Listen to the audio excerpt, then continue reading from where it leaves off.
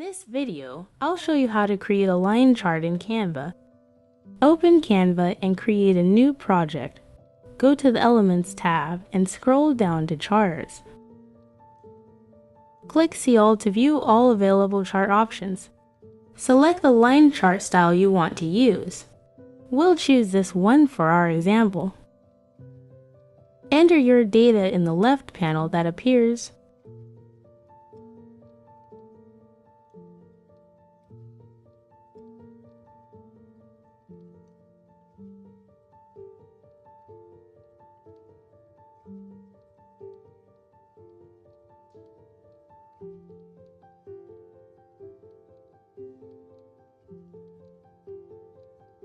You can customize the chart by changing colors and other design elements to match your needs.